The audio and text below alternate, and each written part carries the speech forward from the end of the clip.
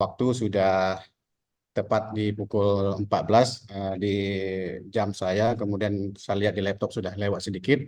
Ada baiknya kita mulai saja nanti karena Baik, bakal ada sesi tanya jawab yang mungkin banyak yang akan bertanya. Bu Lastri sedang ada acara di desa, di kampung Prada, sebentar lagi akan bergabung. Pak Ketua juga akan bergabung segera. Kita mulai saja. Bapak Ibu semuanya, para dosen, para tenaga pendidik kependidikan yang sudah berhadir pada forum Zoom pada kesempatan hari ini. Setelah kita tadi membahas dua skema secara umum yang besar dan pengabdian. Sekarang kita akan membahas prosedur, tata cara, dan kriteria untuk skema penelitian PPLP, kemudian penelitian asisten ahli, penelitian lektor, dan penelitian lektor kepala, serta penelitian tesis magister. Yang pada kesempatan ini akan dipaparkan oleh Profesor Dr. Sugiarto, MSc, MN. Kepada Bapak Sugiarto, kami persilahkan waktu kepada Bapak. Silakan, Pak. baik. Terima kasih. Assalamualaikum warahmatullahi wabarakatuh. Waalaikumsalam. Jelas suara saya, Prof. Nasrul? Jelas sekali. Terus Pak, Baik, terima kasih. Hamdan wa syukranillah, salatan wa salaman ala rasulillah, wa ala alihi wa sahbihi wa man walah. Yang saya hormati Bapak Ketua LPPM, yang belum hadir, Bapak Wakil Ketua Bidang Penelitian, Prof. Nasrul Rahman, Ibu Sulastri, yang juga mungkin belum hadir. Ini juga saya lihat ini ada Prof. Jupri ini. Assalamualaikum Prof. Jupri. Assalamualaikum, Prof. Oh, Alhamdulillah. Terima kasih. Alhamdulillah sehat Prof ya. Ya, Alhamdulillah sehat. Dan bapak-bapak semua, ibu dosen yang telah berhadir, yang mungkin tidak bisa saya sebutkan satu persatu, juga kawan-kawan di LPPM yang berhadir pada siang hari ini. Baik, saya mungkin akan mencoba menjelaskan ya tentang beberapa skema yang ditugaskan oleh LPPM pada saya. Pertama saya mohon izin dulu untuk share screen.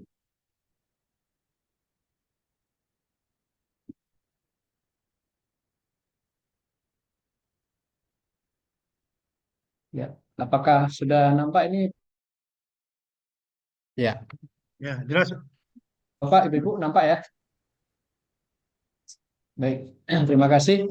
Pada siang yang berbahagia ini saya coba ingin mensosialisasikan pengusulan proposal penelitian sumber dana PTNBH USK tahun 2023. Adapun skema yang akan saya sampaikan itu ada 5 skema. Yang pertama adalah skema penelitian Pranata Laboratorium Pendidikan atau dengan istilah PPLP ya. Kemudian penelitian asisten ahli, PAA, penelitian lektor, PL, penelitian lektor kepala, PLK, dan penelitian HINDEK atau PHI. Saya masuk dulu yang pertama, skema penelitian Pranata Laboratorium Pendidikan ini kepada Bapak-Bapak dan Ibu-Ibu PLP yang mungkin siang ini juga berhadir untuk mengikuti sosialisasi dari LPPM pada siang yang berbahagia ini. Nah, penelitian ini ditujukan untuk membina ya sebenarnya, untuk membina dan mengarahkan para peneliti di laboratorium, terutama Pranata Laboratorium Pendidikan ya, sehingga mereka itu bisa punya wahana untuk melakukan penelitian dan punya sarana untuk bagi PLP ini untuk mempublikasikan hasil penelitian mereka ya. Dan diharapkan mereka itu mampu mendiseminasikan publikasi hasil penelitiannya itu pada jurnal nasional terakreditasi minimum Sinta 6 yang diharapkan. Adapun tujuan dan luaran skema PPLP ini yaitu yang pertama tujuannya sebenarnya untuk membina kemampuan meneliti PLP di semua jenjang fungsional PLP. Dan ini sebagai sarana untuk PLP untuk berlatih ya, berlatih untuk mempublikasikan penelitiannya ya minimum pada jurnal nasional terakreditasi Sinta 6. Sehingga luaran wajib yang disyaratkan dalam panduan proposal penelitian tahun 2024 dengan dana PTNBH USK ini, yaitu mampu mempublikasikan pada jurnal nasional terakreditasi minimum Sinta 6. Luaran tambahannya adalah proceeding pada jurnal nasional, pada seminar nasional, dan bahan ajar praktikum. Bahan ajar praktikum ini bisa berupa buku ajar, modul, panduan praktikum ya.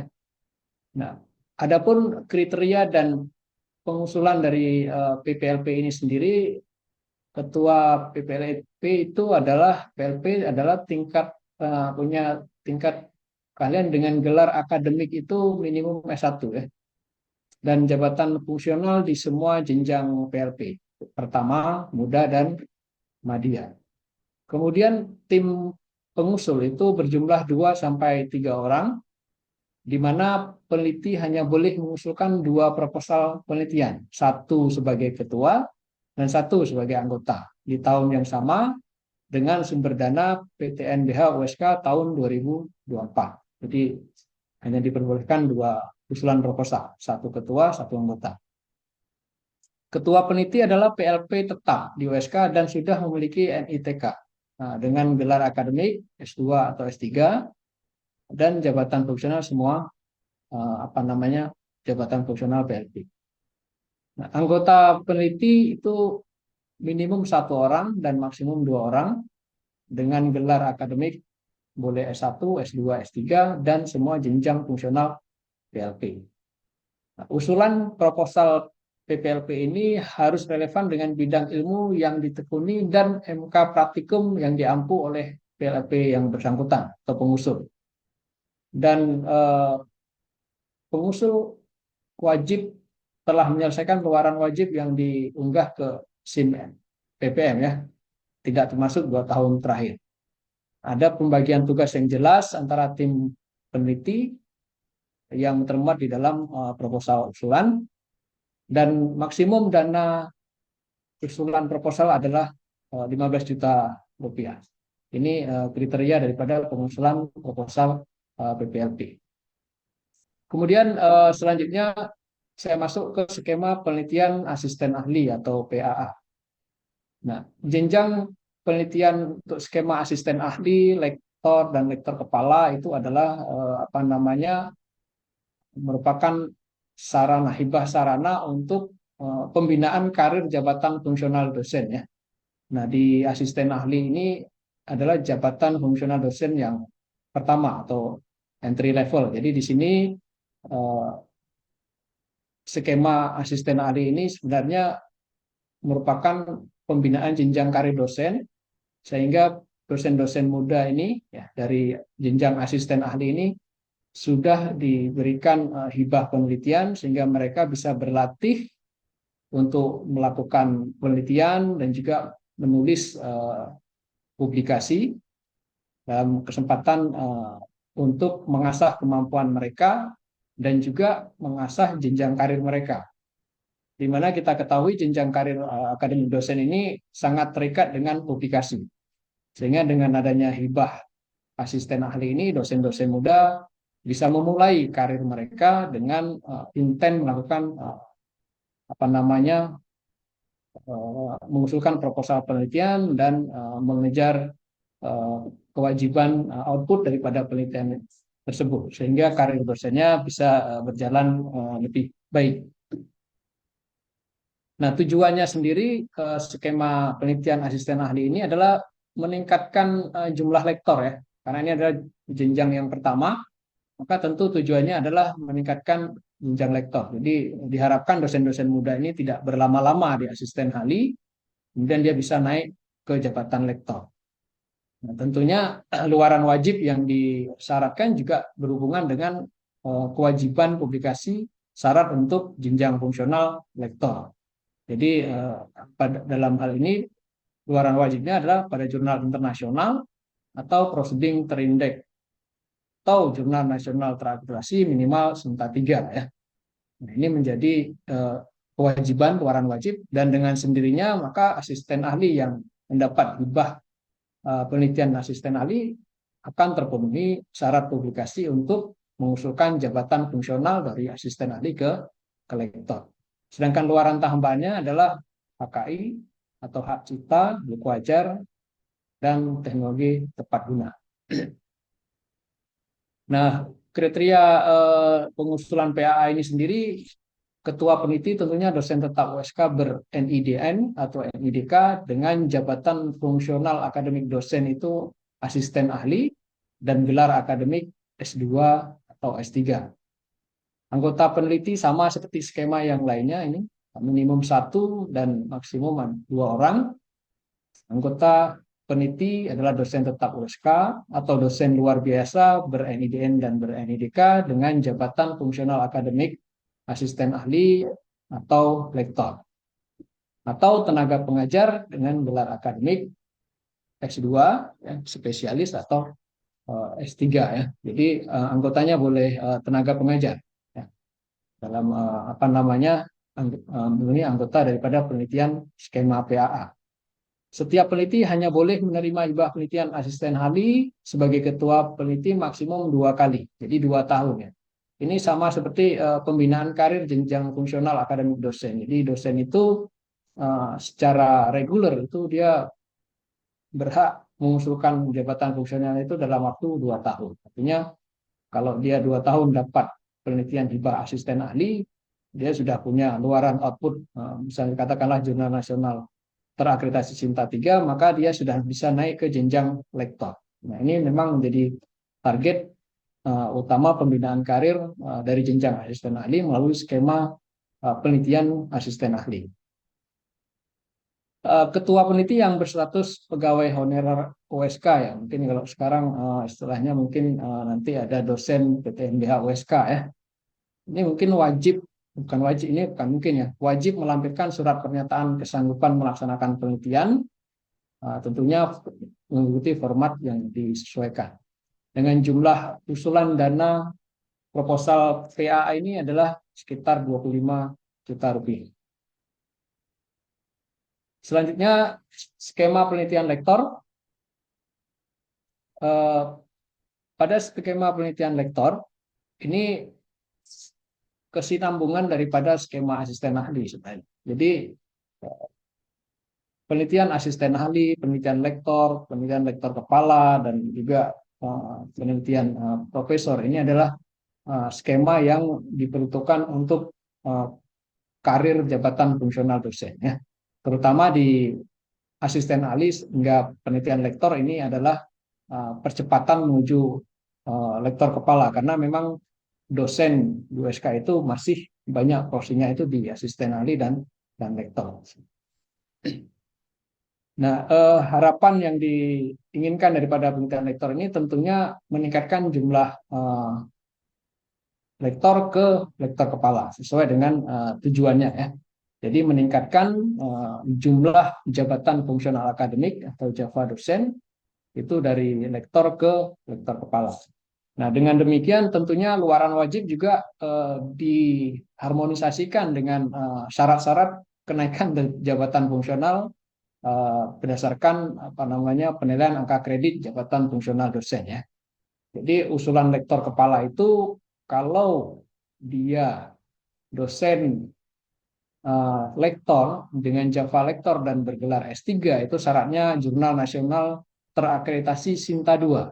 Nah, dengan sendirinya di sini luaran wajib itu kalau untuk usulan penelitian lektor dengan jabatan fungsional akademik dosennya adalah lektor dan S3, maka output yang diminta adalah jurnal nasional terakreditasi Sinta 2. Sedangkan untuk jabatan fungsional dosen lektor dengan pendidikan S2 ya, maaf ini situ tulis S3, nanti kita revisi. Nah, itu disyaratkan adalah karya ilmiahnya itu adalah jurnal internasional bereputasi ya, Q3 ya, dengan SJR 0,1. Ya, ini sebenarnya di apa namanya panduan akademik yang disebut dengan jurnal internasional bereputasi itu memang SJR-nya lebih besar sama dengan 0,1. Jadi agak sedikit berbeda sistem kalau di panduan penilaian angka kredit itu sudah tidak melihat lagi kuartal, tapi dia melihat GIB. Kalau di bawah 0,1 maka sudah tidak GIB. Ya. Nah, di sini juga disinkronkan juga kalau dia pengusulnya adalah bergelar S2 dengan jabatan fungsional akademik dosennya lektor, maka syarat luaran wajib penelitian lektor itu adalah GIB dengan SJR minimal itu 0,1 dan kuartal 3 ya. Selain itu juga diminta keterlibatan mahasiswa dalam penelitian yang dikerjakan oleh pengusul. Nah, ini minimal 1 mahasiswa S1 atau 1 mahasiswa S2. Nah, nanti luaran wajibnya adalah berita acara pelaksanaan seminar proposal, seminar hasil, ataupun sidang tugas akhir daripada si mahasiswa. Nah, luaran tambahannya sama seperti yang lainnya, ini ada HKI, hak cipta, Banajar, dan teknologi tepat guna. Nah, kriteria pengusulannya sendiri, ketua peneliti adalah dosen tetap di USK dengan jabatan fungsional dosen. Nanti ada yang dosen lektor kepala dengan doktor atau lektor kepala dengan master atau magister ya. Anggota peneliti minimal 1 orang dan maksimal 2 orang. Nah, anggota peneliti sama seperti yang lainnya, dosen tetap USK atau dosen luar biasa bergelar akademik S2 atau S3, dan jabatan fungsional akademik dosen itu berupa asisten ahli atau lektor kepala atau guru besar. Nah, ketua peneliti mempunyai rekam jejak yang memadai diperlihatkan dalam kurikulum PT si peneliti. Wajib melibatkan minimal 1 orang mahasiswa jenjang S1 atau S2 sebagai topik tugas akhir ataupun tesis mahasiswa yang dilibatkan. Pengusul menerima hibah penelitian lektor sebagai ketua peneliti juga maksimal 2 kali. Jadi selama 2 tahun kalau sebenarnya mendapatkan sekali hibah itu sudah tahun kedua sudah ada publikasi bisa mengusulkan ke jenjang lektor kepala, dan usulan dana maksimum yang diberikan dalam panduan itu sebesar 30 juta rupiah. Saya lanjutkan ke skema penelitian lektor kepala. Ya, ini berjenjang dengan penelitian asisten ahli tadi, penelitian lektor. Nah, sekarang ini adalah penelitian lektor kepala. Tentunya di sini adalah selain juga untuk meningkatkan jumlah guru besar di sini ya, juga di sini ada persyaratan publikasi bagi lektor kepala dan profesor untuk mendapatkan memaintain jabatan fungsional si dosen tersebut. Kewajiban dosen dengan jabatan fungsional akademik lektor kepala itu harus menghasilkan paling sedikit 3 karya pada JNT atau 1 karya pada jurnal internasional, paten atau karya seni, desain, dan monumental. Ini kan syarat untuk sertifikasi dosen ya di sistem sister sekarang. Nah, dengan demikian USK sejak tahun 2017 itu memberikan skema untuk membantu capaian publikasi untuk maintain jabatan fungsional akademik lektor kepala, dan juga untuk mendongkrak jumlah publikasi peneliti di USK. Itulah jurnal internasional bereputasi, artinya udah terindeks. Ya. Nah, tujuannya sendiri adalah untuk meningkatkan jumlah dosen dengan jabatan fungsional dari lektor kepala ke fungsional guru besar atau profesor, dan juga meningkatkan pengakuan internasional dan indeksitasi peneliti dosen USK. Nah, luaran wajibnya adalah JIB dan proceeding terindeks Scopus, memiliki juga HKI minimal hak cipta, kemudian juga berita acara pelaksanaan seminar proposal, hasil atau sidang tugas akhir minimal 2 mahasiswa S1 atau 1 mahasiswa S2 atau 1 mahasiswa S3, dan luaran tambahannya adalah buku ajar dan atau teknologi tepat guna. Untuk kriteria pengusulannya sendiri untuk penelitian skema lektor kepala ini, ketua peneliti adalah dosen tetap USK dengan jabatan fungsional akademik dosen adalah lektor kepala. Anggota peneliti minimal 1 orang dan maksimal 2 orang. Anggota peneliti adalah dosen tetap USK atau dosen luar biasa bergelar akademik S2 atau S3, dan jabatan fungsional akademik dosen asisten ahli, atau lektor kepala, atau guru besar. Ketua peneliti mempunyai rekam jejak yang memadai, ya nanti diperlihatkan daripada CV daripada ketua peneliti. Kemudian topik penelitian yang diusulkan sesuai dengan bidang keahlian ketua peneliti. Wajib melibatkan minimal 2 orang mahasiswa S1 atau 1 orang mahasiswa S2 atau 1 orang mahasiswa S3. Usulan dana maksimum yang disyaratkan dalam panduan itu 45 juta rupiah. Selanjutnya yang terakhir adalah skema penelitian H-Index atau PHI.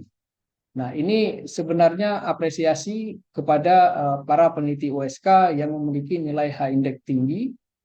Untuk H-Index dengan H-Index Scopus ya.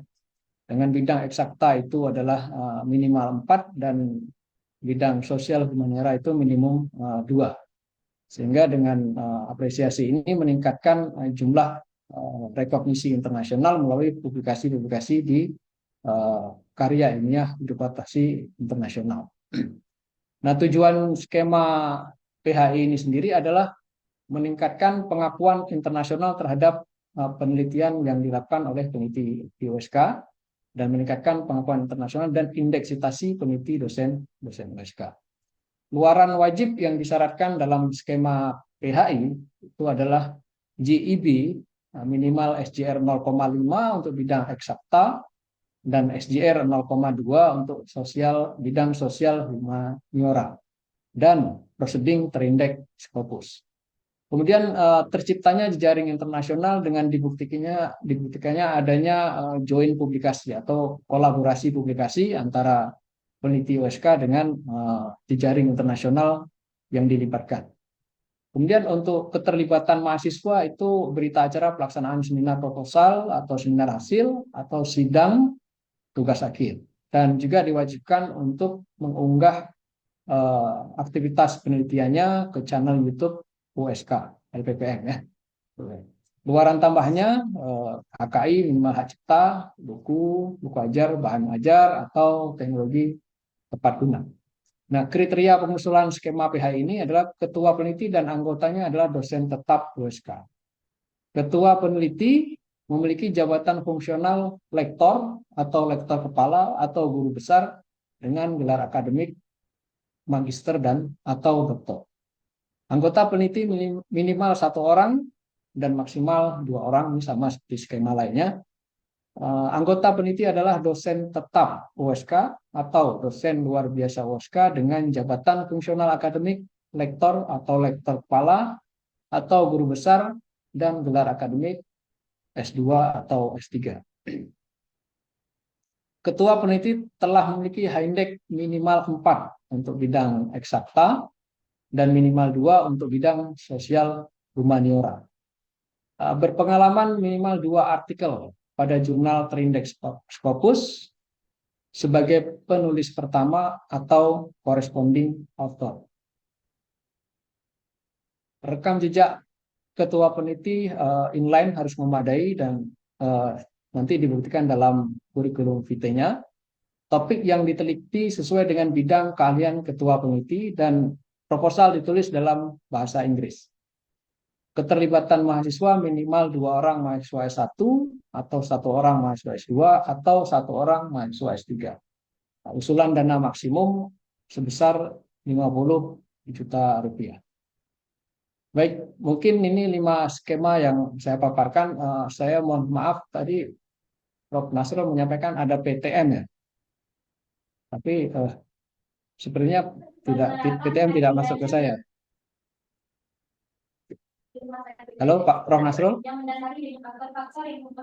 Iya, saya yang sekarang ini Prof. Sugi memandu melanjutkan Prof. Sahrul. Terima kasih Prof. Sugi. Ada yang bocor suaranya ini? On ad host di mute. Ya, seharusnya memang ada PTM ya Prof. Satu lagi ya. Mungkin terlewatkan apa waktu menyampaikan informasi. Baik, nanti kita tambahkan saja. Bapak Ibu, sudah kita dengar bersama-sama tadi penjelasan tentang penelitian Pranata Laboratorium, kemudian asisten ahli, penelitian lektor kepala, dan penelitian H-index. Mungkin ada yang mau Bapak Ibu pertanyakan. Oh ya, ini sudah ada Prof. 1 di chat dari Pak Wiradharma. Ya, Wiradharma ingin memastikan apakah benar pada hibah PHI tidak mewajibkan draftnya menjadi skripsi, tesis, atau disertasi dari mahasiswa yang terlibat ini. Ini 1. Kemudian kita tunggu lagi, ada lagi yang mengajukan pertanyaan, boleh langsung ya, atau melalui forum chat, boleh juga. Silahkan, ada?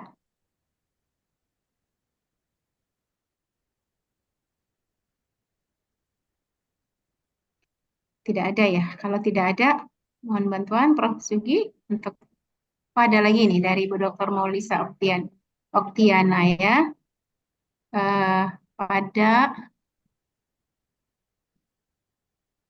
skema lektor, ketua peneliti memiliki rekam jejak yang memadai. Memadai yang dimaksud seperti apa? Jika belum pernah menjadi ketua peneliti, apakah eligible untuk itu? Kemudian dari Bu Cud Aida Fitri, untuk PLP penelitian apa ini? Untuk Pranata Laboratorium kan maksudnya apakah ada maksimal pengajuan proposal ya?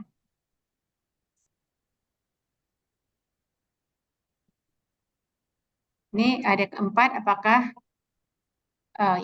apakah boleh menjadi ketua pada penelitian lektor dan PHI di prodi yang sama? Ini kita cukupkan dulu ya. Mohon Prof. Sugi menjelaskan atas 3 pertanyaan tadi, Prof. Baik, terima kasih Bu Sulastri selaku moderator pada sesi siang ini. Yang pertama, terima kasih Pak Wiradharma ya, ini saya baca kembali ini, izin memastikan apakah benar bahwa hibah PHI tidak mewajibkan draftnya menjadi skripsi, tesis, disertasi mahasiswa yang terlibat. Ini maksudnya draft apa nih Pak ya? Di dalam PHI ini malah diwajibkan Pak, diwajibkan melibatkan minimal 2 orang mahasiswa S1 atau 1 orang mahasiswa S2 atau 1 orang mahasiswa S3 dan dijadikan menjadi topik tugas akhir, topik tesis ataupun topik daripada disertasi. Jadi menurut saya diwajibkan kita untuk menjadikan konten daripada penelitian PHI sebagai bagian daripada penelitian mahasiswa kita. Ini mungkin jawaban dari saya Pak Wiradharma ya. Terima kasih. Yang kedua ada Dr. Maulisa Oktiana ya. Terima kasih, ini saya baca kembali. Salam, pada skema lektor ketua peneliti memiliki rekam jejak yang memadai. Memadai yang dimaksud seperti apa? Jika belum pernah menjadi ketua peneliti, apakah eligible ya? Kalau eligible dan tidaknya tentunya tadi sudah saya sampaikan dalam skema penelitian lektor ya, lektor ya.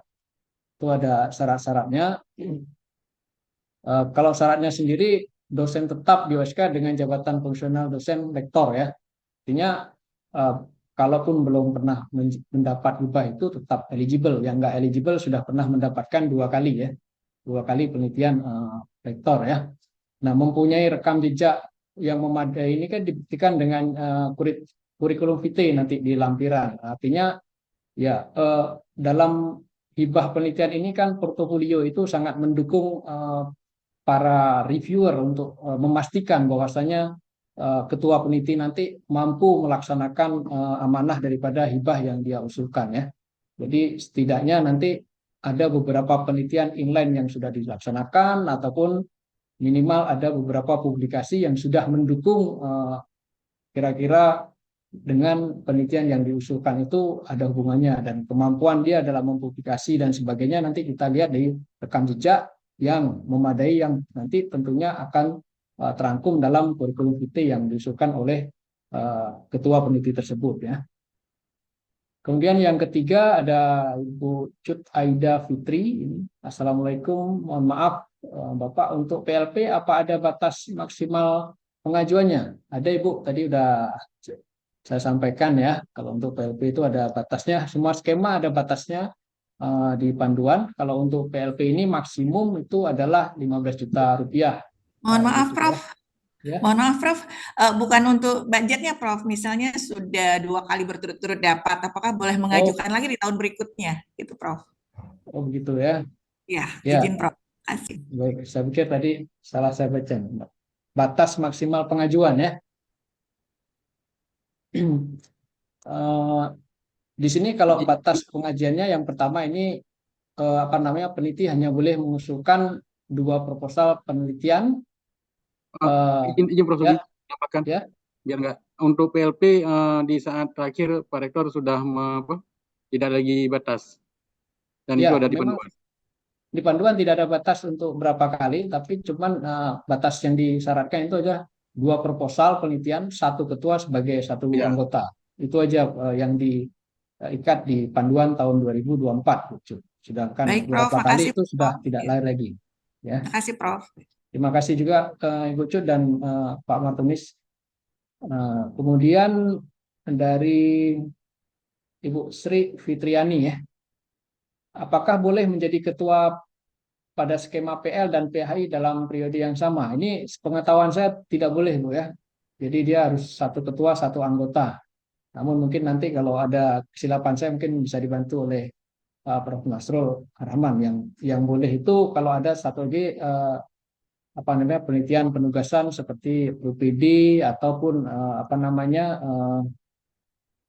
ya ProPD yang penugasan ya, seperti itu. Tapi dalam skema penelitian reguler yang sama mungkin dibatasi 1 ketua, 1 anggota.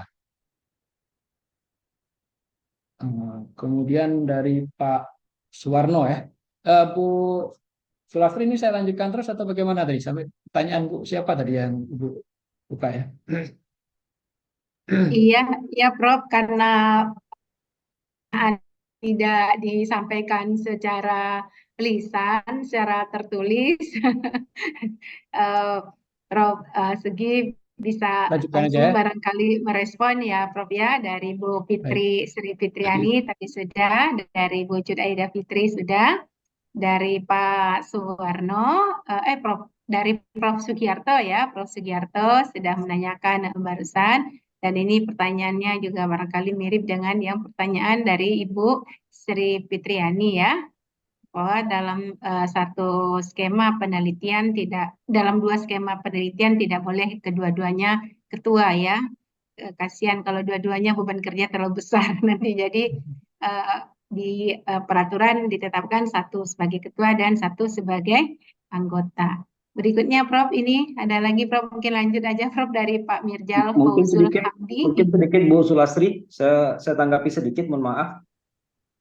Maksud saya bukan dua-dua sebagai ketua, tapi apakah Ya. seorang dosen itu frekuensi mengajukan skim yang sama itu berapa kali? Misalnya tahun ini dapat 1 PLK, tahun depan Ya. boleh lagi kah, tahun depan boleh lagi kah? Itu berapa Oh, kali gitu. frekuensinya? Itu maksudnya. Terima kasih. Oh ya, itu ada di panduan ya Prof Sugi ya. Prof Sugi lah silakan. Iya, Prof. baik. Itu Makasih, Pak Pak. yang dibatasi itu dia penelitian PL sama PAA Pak 2 kali, karena dalam 2 tahun itu dia harus diwajibkan ya, kalau bisa dosen itu udah naik jabatan fungsionalnya. Sedangkan untuk PLK itu tidak dibatasi Pak, karena PLK ini punya beban untuk memiliki publikasi yang disyaratkan dalam apa namanya, maintenance jabatan fungsional lektor kepala. Jadi yang ada dibatasi itu adalah lektor, asisten ahli dan lektor Pak. Itu 2 tahun 2 kali boleh dapat hibahnya. Setelah itu tidak diperbolehkan lagi Pak ya. Baik. Makasih Prof atas tanggapannya. Sama-sama. Baik. Saya lanjutkan dengan Pak Suwarno ini. Assalamualaikum. Adakah batasan berapa kali seorang dosen mendapat hibah PLK atau PHI ya? Kalau Sudah PLK barusan, tidak Pak. ada. Oh, Mohon tadi ya. maaf Prof. Itu sudah tadi Prof. Oh Itu ya, kebetulan mohon saya. maaf. Sudah barusan. Baik. Pak Suwarno sudah. Mohon izin, mohon Ya. maaf Pak Suwarno. Jadi Ya, baik. Kemudian Pak Mirja sekarang Fauzul Hamdi. Ya, salam izin, apakah luaran wajib skim PL untuk non eksak mengingat JIB Q3 minim tentunya perlu waktu yang lama untuk masuk Q3. Ya, Pak Mirja, ini sebenarnya seperti yang saya sampaikan, penelitian skema lektor ini adalah untuk percepatan jenjang karir lektor ke lektor kepala, sehingga yang disyaratkan luarannya adalah inline dengan syarat untuk kenaikan jabatan fungsional dosen. Jadi mengacu pada panduan PAK ya tahun 2019 itu, kalau dosen dengan jabatan fungsional akademik lektor berpendidikan S3, maka dia boleh naik jenjang lektor kepala adalah Jurnal Nasional Terakreditasi Sinta 2 sebagai penulis utama. Penulis utama itu first author dan corresponding author. Nah, atau. Sedangkan bagi mereka yang berjabatan fungsional dosen lektor dengan pendidikan S2, maka disyaratkan adalah JIB dengan SJR minimum 0,1, Pak. Nah, itu tentunya dia sudah Q3. Nah, ini kenapa diikat demikian? Memang tujuan pertama daripada skema penelitian lektor itu tadi untuk percepatan jenjang fungsional dari lektor ke lektor kepala.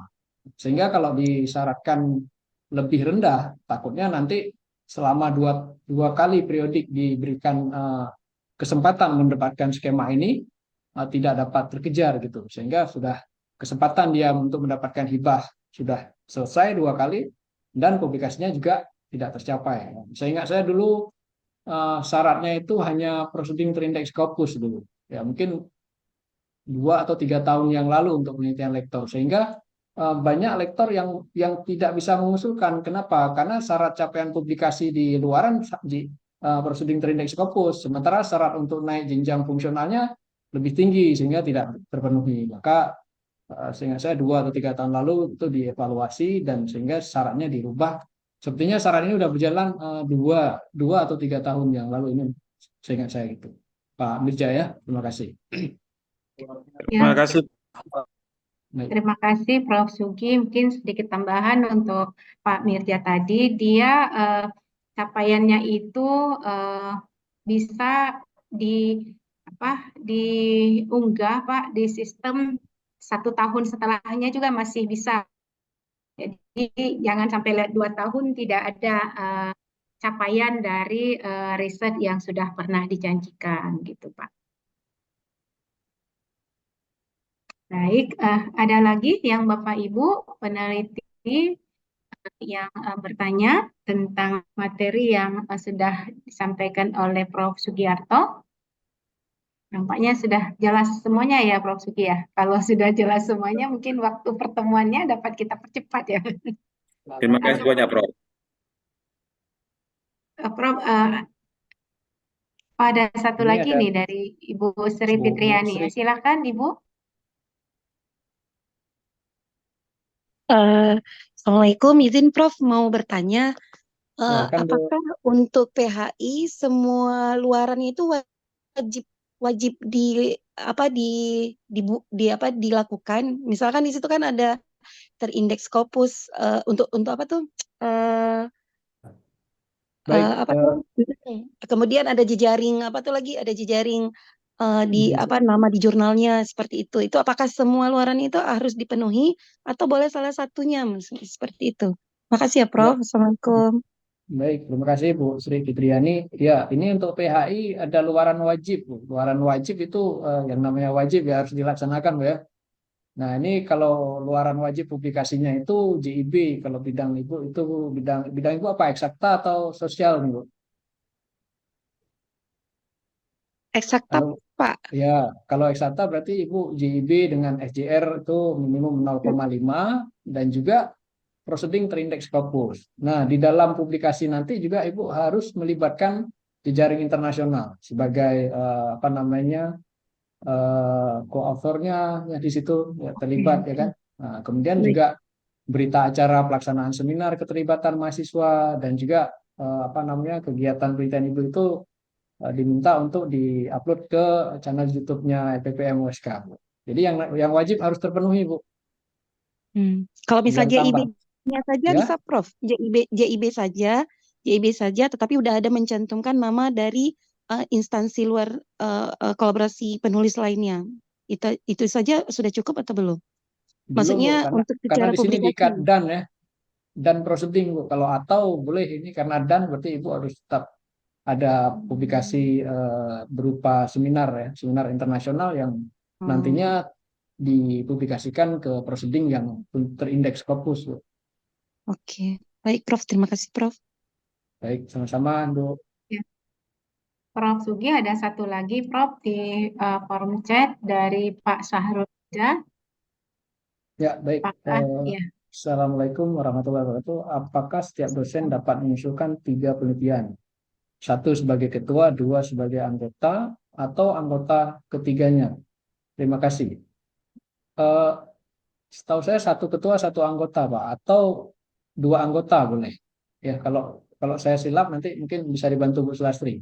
Ya, jadi bukan bukan 2 anggota, setahu saya 1 ketua, 1 anggota, atau 2 anggota. Tidak bisa 2 ketua. Itu Pak Sarul ya. Mudah-mudahan Iya, jelas. iya, Prof. Mana Pak Sahrul? Sudah ya? Mohon maaf, Prof. Kecil Maaf, kali dengan suaranya Pak siapa? Sarul. Mohon maaf, Prof. Tapi ini kan di panduan tahun 2024 halaman 6 poin C. Untuk skema apa tuh Pak? Memang di panduan umum, Pak. Ketentuan umum. Apakah maksudnya saya baca panduan ini seperti tiga penelitian. Cuman dari tadi saya ngikutin 2 yang dibolehkan. Makanya saya tanyakan sekali lagi. Iya, Di panduan umum, ketentuan umum, Prof. di ketentuan umum ya. Ya, halaman 6 poin C. Mungkin ada apa namanya sedikit kesilapan mungkin ya. Nanti coba kita koordinasikan kembali kan. Tapi untuk per skema itu setahu saya dua anggota, 1 ketua, 1 anggota, atau dua-duanya anggota Pak ya. Oh, baik. Namun nanti coba kita klarifikasi kembali lah dengan tim ya. Pak Baik. Sarul ya. Sebentar coba Atau Bu saya Sulastri. Pak Martunis, tolong dilihat di sistem bagaimana itu kunci sistemnya, Pak. Ya, coba mohon dicek. ini poin tergantung yang mana nih? Poin keberapa ya? Panduan umumnya, Pak Tunis. Di panduan umum halaman 6 tadi Pak Rida ya. Iya, benar, Prof. Poin C.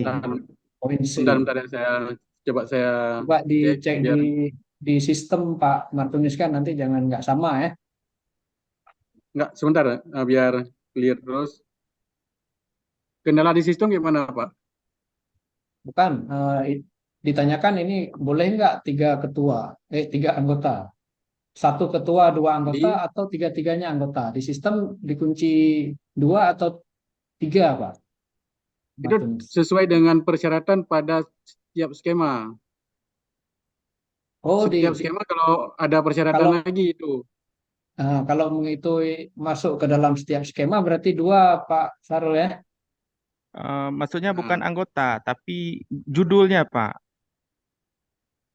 Bentar Pak ya. Jumlah usulan. Jumlah Ya, usulan. Bapak skema apa Pak? Misalkan saya skema lektor. Ya. Saya mengajukan sebagai ketua 1 lektor, kemudian nanti ada 2 lagi penelitian sebagai anggota. Tapi beda skema. Di sini memang ditulis tidak boleh dalam 1 skema. Ya. Ya, kalau bisa itu Pak. Ya, Pak Martunis. Seharusnya bisa, cuman dilihat juga persyaratan setiap skema. Karena setiap skema itu beda-beda juga persyaratannya. Walaupun di panduan di poin C itu dosen dapat mengusul 3 usulan penelitian, 1 usulan sebagai ketua dan 2 usulan sebagai anggota, atau 3 usulan semuanya sebagai anggota. Tapi itu kan harus beda skema, tidak dalam 1 skema. Benar. Nah, misalnya asisten ahli itu secara umum kan dibolehkan ini, tapi kan syarat di skema profesor itu nggak boleh asisten ahli. Itu contohnya. Baik. Saya rasa bukan itu maksud pertanyaan itu Pak Martinus. Halo Pak Bukan. Martinus, Assalamualaikum. Ya, Pak, Mohon maaf nih, siapa yang berbicara? Tapi Pak, Pak Kira, Pak, kamu kan Pak, harus clear Pak juga. Martinus. Kalau jangan beda-beda di panduan dengan ini, kita nggak bisa asumsi. Jadi sayang teman-teman, saya rasa clear aja. Kalau emang di panduan 3, ya udah. Kalau nggak rubah tetap berlaku itu, kecuali rubah gitu loh. Mohon Iya, maaf maaf Pak siapa Firdaus, yang jangan melebar ke lain ya. Ini kalau di panduan cukup clear kalau kami lihat. Tapi kalau ada kesalahan di sistem, coba kita perbaiki di sistemnya. Oke, di panduan kan. mohon Ya, maaf kalau maaf. baik, Baik. kalau bisa, ya, Boleh sedikit saya Saukani. Sorry, ini Saukani. oh, Prof. Sogani, ya, Oke. ya, silakan Prof. Memang kalau saya tidak salah yang dibaca di panduan kali ini itu ada sedikit beda dengan di yang periode sebelumnya, di mana kalau saya tidak salah bahwa setiap dosen untuk penelitian boleh satu sebagai ketua, dua Putus lainnya nih sebagai suaranya. anggota, kemudian tidak boleh di skim yang sama. Betul seperti Pak Martoni sampaikan bahwa ini kan general, tetapi setiap skim itu punya kriteria tertentu Ketentuan yang khusus tidak ya. bisa dipukul rata. Artinya itu bukan tidak boleh anggota, tapi syaratnya. Contoh Syaratnya. sebenarnya PHI kan harus ada H-indeks sekian. Nah, sedangkan untuk pengabdian itu satu sebagai ketua, satu sebagai anggota dengan skim yang berbeda kayak itu. Saya rasa itu kayak itu yang saya baca. Oke, sedikit informasi saja. Makasih, Prof. Oke. Betul, betul, Prof. Sogani. Jadi Pak Sarul kan, kalau dia skemanya itu general juga, katakanlah Bapak itu kan penelitian di lektor Pak ya, menjadi Ya, benar. anggota di asisten ahli, kemudian menjadi anggota, Bapak mengusulkan ketua di lektor, Ya, kemudian anggota di skema lain di asisten ahli dan di lektor kepala misalnya. lektor kepala misalnya. Nah, di lektor kepala itu kita cek Pak syaratnya dia, syarat anggota. Syarat anggota di lektor kepala itu jenjang akademik yang diminta kan boleh lektor, boleh asisten ahli Pak. Nah, itu Benar. berarti 2 anggota Bapak boleh gitu. Tapi kalau Bapak masuk ke PHI ataupun profesor, itu nggak boleh anggotanya asisten ahli. Maka dengan sendirinya tadi yang dikatakan Pak Martinus terikat kepada skema yang lain gitu. Jadi ada yang boleh, ada yang tidak gitu, Pak Sarul ya. Ya, Mudah-mudahan baik, paham baik, Pak Prof. Sarul ya. Paham, baik, Prof. Terima Baik, kasih. baik, terima kasih Pak Sarul. Ya, terima kasih Prof. Sugi tadi yang sudah membantu menjelaskan. Prof. Sokani, mohon maaf saya ini jaringannya agak terputus-putus barusan. Mudah-mudahan sudah clear ya, bahwa di ketentuan umum boleh 3 sebagai anggota, namun ketika akan mengajukan proposal lebih spesifiknya perlu memperhatikan kembali syarat khusus pada skema itu ya Prof ya. Ada lagi nih Bapak Ibu yang berjoin dalam grup dalam meeting ini yang memiliki hal yang masih perlu ditanyakan. Ini mudah-mudahan nih Pak Sarul masukin proposal Pak ya. Semangat tanya nggak masukin proposal Pak nanti ya kan? Ya, insya Allah. Insya Allah, Prof. Insya Kami Allah. tunggu nih. Bu Lastri, mungkin tadi Ya, Prof. Nas sudah join lagi ya. Silakan ya Prof. sudah. Ya, silakan Prof. Nas. Saya sudah selesai sidang mahasiswa. Oke, lari ke sini. Tadi ada skema PTM yang belum sempat dijelaskan ya, Prof. Sugi ya. Ya, ini mungkin ada sedikit miss bro, karena yang masuk ke saya itu nggak masuk PTM, jadi saya belum Ya. siapkan tadi. Ya, Untuk baik, program baik. PTM loh, ini saya belum siapin apa nih PTM-nya. Ya, Mohon maaf. baik, Prof. Sugi. Mungkin Bapak Ibu saya sampaikan sekilas saja.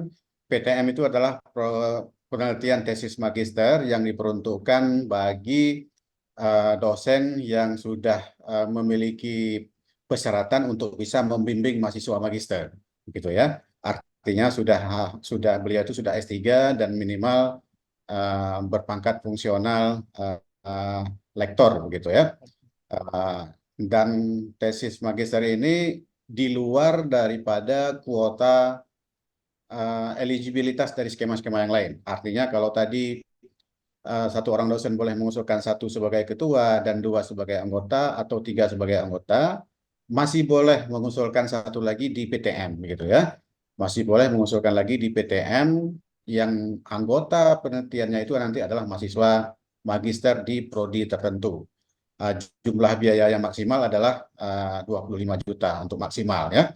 Nah, jadi PTM ini adalah kuota yang diberikan di luar daripada kuota yang eligibilitas yang sudah sampaikan tadi. Jika ada pertanyaan lebih lanjut, nanti bisa menghubungi kami semuanya ya. Demikian Bu Lasti. Oke, baik Prof. Nas sudah melengkapi sosialisasi PTM ya sekilas barusan. Oh, ini ada lagi satu di forum chat dari Pak Subhaini ya. Assalamualaikum, apa ada penjelasan skema ICR ini apa ya, World Class University atau terlewatkan? Ini Iya. Ya, silakan bertanya Bapak Ibu kalau memang ada yang ingin diketahui. Prof. Muksin ada di dalam Zoom meeting, Prof. Muksin? Berubah jadi jamur coba. Tidak ada. Silakan bertanya Bapak Ibu. Boleh kami tanggapi. Baik, Prof. Nas, mungkin saya mau bertanya, Prof. Nasrullah? Ya, silakan. Ya. Baik, Prof. Pak Suwarno ya. Ya, baik. Pak Suwarno, Sedikit ya tentang PTM tadi, Prof. Ya, baik. Dari PTM ini kan dikatakan tadi di luar kota yang 3 tadi ya. Iya. Nah, pertanyaannya, apakah ada batasan jumlah PTM yang harus kita usulkan? Apakah harus 1 saja atau boleh lebih dari 1? Atau batasannya berapa gitu? Proposal untuk PTM yang boleh kita ajukan. Terima kasih, Prof. Ya, ini saya perlu konfirmasi ke Pak Martonis. Pak Martonis? Pak Martonis? Oke, Pak Martonis sudah ini. Boleh maksimal mengajukan 2, Pak Suwarno ya. Ya. Baik, makasih banyak, Prof. Ya. Makasih kembali. ya Pak Suwarno siap-siap submit PTM Pak. PTM untuk membantu mahasiswa Bapak Ibu ya, membantu mempercepat masa studi mahasiswa.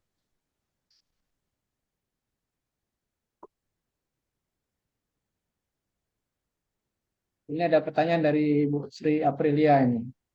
Ya. Apakah mahasiswa yang berstatus PTM, status fast track bisa mengusulkan PTM? Nah, ini sebenarnya malah diprioritaskan ke fast track setahu saya nih Prof. Nas ya. Ya, tidak ada pembatasan kepada jenis mahasiswa apa Ibu Prof. Sri Aprilia. Jadi silakan diusulkan. Baik, terima kasih. Alhamdulillah.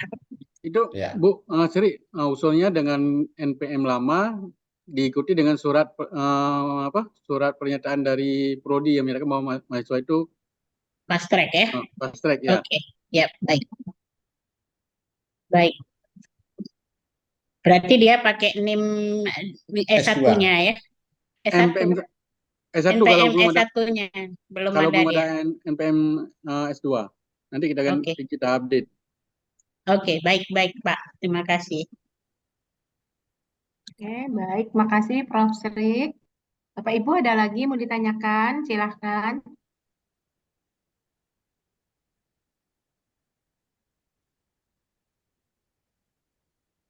Sepertinya tidak ada lagi nih. Bagaimana Bapak Ibu? Apakah pertemuan ini kita sudahi? Oh, ada dari Bu Melinda ya? Prof. Sudi ada pertanyaan dari Bu Melinda untuk hibah PTM. Boleh saya ketua ya gitu ya. Bola saya nggak tahu apa bola. Boleh saya ketua di hibah LK. Itu boleh itu sesuai dengan panduan. Boleh. Bangsa disampaikan oleh Prof. Nas tadi. Boleh Bu Melinda, boleh. Boleh. Khusus untuk PTM boleh. Bapak Ibu, PTM ini sama dengan skema yang ada di DRPM. Nanti sebentar lagi akan dibuka di DRPM. Itu boleh mengusulkan sebanyak-banyaknya di PTM, namun nanti yang boleh didanai adalah 5 skema untuk pasca sarjana saja, PTM atau PDD ya. Jadi siap-siap ini sebentar lagi akan keluar call dari DRPM juga. Jadi jangan sampai nanti di sini nggak siap, di sana juga nggak siap gitu ya. selesaikan proposal satu-satu. Izin Prof, mau nanya. Silakan, Bu Suryani. Ini ada apa istilahnya rencana memang mau usulkan beberapa PTM ini di Prodi, selain saya dosen yang lain juga. Aja ini strateginya nih mau coba di PTM apa istilahnya yang dikti juga, tapi belum tahu informasinya kapan. Jadi kalau dimasukkan ke sini, ke sananya nanti dia strateginya kan agak bingung ini, mana yang lebih cepat atau bersamaan ini, Prof. Iya, jadi informasi dari DRTPM mereka belum menyebutkan tanggalnya, tapi sudah disebutkan bahwa awal Januari, Ibu Suryani. Ya, sudah disebutkan bahwa rencana call-nya awal Januari, tanggalnya belum disebutkan. Jadi memang harus siap-siap. Saran saya memang kalau memang satu mahasiswa sudah disiapkan untuk proposal PTN, PTNBH, itu jangan dipersiapkan lagi untuk DRPM, begitu. Untuk DRPM ngambil mahasiswa yang lain, gitu ya. Nah, nanti siasat kita sebagai dosen, kalau misalnya tidak semuanya mungkin ada yang lulus itu dananya nanti bisa dipakai sharing bersama kalau memang itu di bawah bimbingan kita yang sama, gitu ya. Yang penting tujuannya adalah membantu mahasiswa. Oke, terima kasih, Demikian, Prof. Bu. Ya. Terima kasih penjelasannya Prof. Nas. Ini ada satu lagi dari Bu Aida Fitri. Pertanyaannya, apakah ketua peneliti PTM harus dosen pembimbing pertama atau boleh dosen pembimbing kedua? Ya, ini kita tegaskan Bapak Ibu harus pembimbing pertama Bapak Ibu ya. Harus pembimbing pertama sebagai ketua. Bu Aida Fitri ya. Bapak Ibu yang lain harus pembimbing pertama. Nah, jadi tidak boleh pembimbing kedua. Demikian.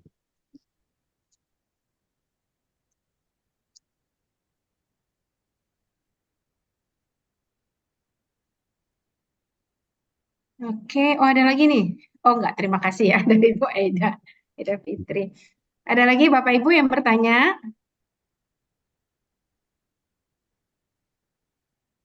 Kalau sudah nggak ada pertanyaan lagi, sudah boleh kita akhiri Bu Lasri. Ya, nampaknya semua sudah clear. Insya Allah mudah-mudahan semuanya nanti dapat mengajukan proposal yang terbaiknya dan insya Allah proposal terbaik itu nanti yang akan mendapatkan pendanaan dari sumber dana PTN PH. Ya, terima kasih Prof. Sugiarto, Prof. Nasrul, Bapak Ibu semua yang sudah berhadir pada pertemuan kita sore hari ini. Semoga pertemuan kita ini mendapat ridho dari Allah Subhanahu wa Ta'ala atas kendala ataupun ada hal-hal yang kurang berkenan dalam pelaksanaan pertemuan sore ini. Atas nama LPPM kami mohon maaf. Terima kasih untuk semuanya. Salam sukses untuk kita semua. Kami akhiri. Wassalamualaikum warahmatullahi wabarakatuh. Waalaikumsalam. Waalaikumsalam. Terima kasih Bu Sulastri. Ya, sama-sama. Terima kasih Prof. Sugi.